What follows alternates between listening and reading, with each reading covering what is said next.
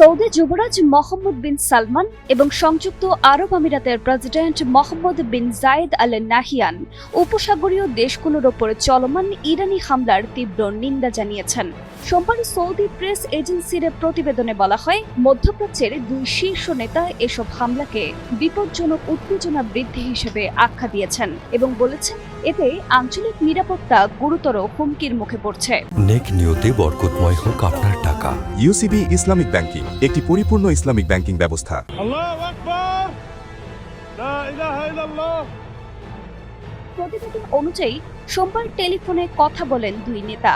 আলোচনায় মধ্যপ্রাচ্যে চলমান সামরিক উত্তেজনা এবং এর ফলে আঞ্চলিক ও বৈশ্বিক নিরাপত্তার ওপর সম্ভাব্য প্রভাব নিয়ে বিস্তারিত আলোচনা হয়। তারা উপসাগরীয় দেশগুলোর ওপর ধারাবাহিক হামলার নিন্দা জানিয়ে বলেন, এসব হামলা আঞ্চলিক স্থিতিশীলতাকে হুমকির মুখে ফেলছে এবং এটি সংশ্লিষ্ট দেশগুলোর সার্বভৌম অধিকারের লঙ্ঘন, পাশাপাশি আন্তর্জাতিক নিয়ম কানুনেরও পরিপন্থী বলে মন্তব্য করেন তারা।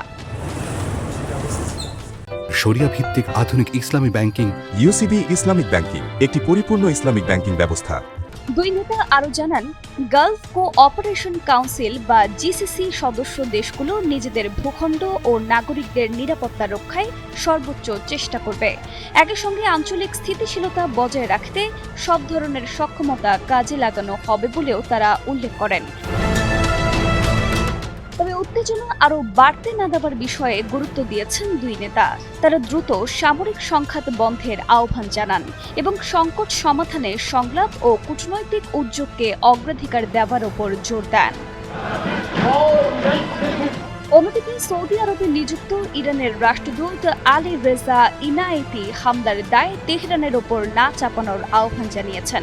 সামাজিক মাধ্যম এক্সে দেওয়া এক পোস্টে তিনি দাবি করেন, শত্রুপক্ষ ইরানের তৈরি শাহেদ ড্রোনের মতো দেখতে ড্রোন ব্যবহার করছে, যেগুলোকে লুকাস ড্রোন নামে চালানো হচ্ছে। তার দাবি, ইরান কেবল অঞ্চলে যুক্তরাষ্ট্র ও ইসরায়েলের স্বার্থ সংশ্লিষ্ট লক্ষ্যবস্তুগুলোতে হামলা করছে। উপসাগরীয় দেশগুলোর ওপর হামলার সঙ্গে তেহরানের কোনো সম্পৃক্ততা নেই। তবে এই দাবি নিয়ে ব্যাপক সন্দেহ দেখা দিয়েছে এবং আঞ্চলিক সংঘাত আরও বড় যুদ্ধে রূপ নেবার আশঙ্কা বাড়ছে।